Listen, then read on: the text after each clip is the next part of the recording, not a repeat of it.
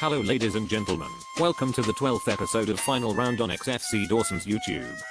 I'm Squeek and my fellow Jewish colleague is Gibby. We would first off like to thank everyone that has given Final Round its largest ever views over the last 3 shows. We think you are awesome, and as a gesture of respect, Squeek will give you a free blowjob. Oh for fuck's sake Gibby, you managed to fuck the thanks up too.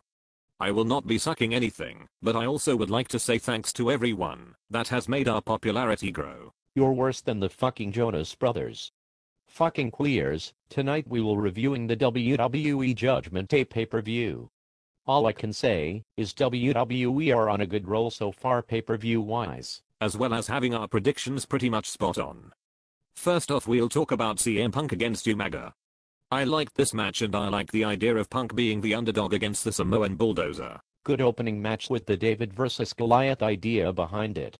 This feud will carry on to Extreme Rules where it'll end there. Punk has to prove himself he can be a top face, and maybe a feud with Umaga may do the trick. The next match was Christian vs. Jack Swagger for the ECW belt. Again a good match and draws more interest following the controversial finish for Christian to retain. As much as it is still weird to see Christian on ECW, I have to admit this feud is starting to warm on me. With the way the matches are ending between the two, I can see one close and controversial end to the feud. Up next was John Morrison, and everyone's favorite stunt double, Shelton Benjamin. Shelton is awesome, pretty much because he gets destroyed every time I see him.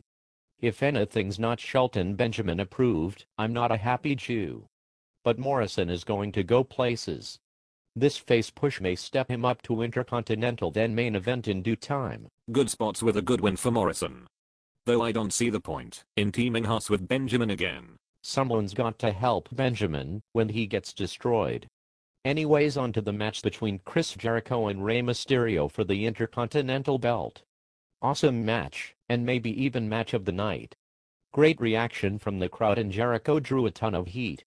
As much as I thought this should have been a DQ win for Rey, both men pulled it off well. I'm looking even more forward to their program now. Agreed. Jericho and Rey's feud could be a potential great thing SmackDown may get going. The match was very good, and I love the fan reaction Jericho got when he used the walls of Jericho on Rey. But we can't talk about Judgment Day without the friggin' awesomeness that was The Miz and Santino.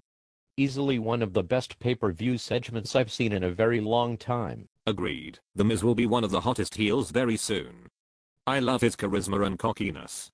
I really do believe he can main event next year, maybe even get a spot in the Elimination Chamber come next No Way Out. And yet it saddens me what they are doing with Santino. The guy is a comedy genius, yet he languishes low card. Give the guy a fucking push already. If you can push shitty 80s gimmicks like Ziggler and an Indian giant whose English sounds like Stephen Hawking without the mechanic voice box, push the Italian stallion. I apologize for any Hawking lovers out there. We all know there isn't any great Cali lovers. Time for our break. We'll be back to discuss the triple main event of Judgment Day, back soon.